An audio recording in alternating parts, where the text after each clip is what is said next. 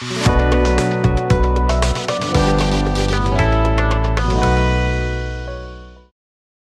this tutorial, I will show you how to set up admin notification. Go to Settings and click on the Admin tab. Click on the three dot to edit the admin's setting. Input the email address on which you will receive email notification. To receive email notification, make sure email notification is enabled. To receive Messenger notification, make sure you have previewed a Messenger flow on your account and make sure Messenger notification is enabled. We strongly advise you to use either email notification, Viber notification, or Telegram notification instead of Messenger notification. To receive notification via Telegram, you need to have a Telegram bot on your account.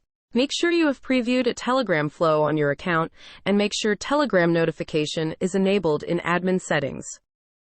To receive notification via Viber, you need to have a Viber bot on your account. Make sure you have previewed a Viber flow on your account and make sure Viber notification is enabled in admin settings. You will receive admin notification when any of these events happen on your account.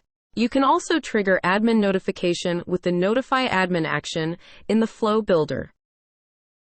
Select the admin that will receive the notification and set the notification text. Let me show you.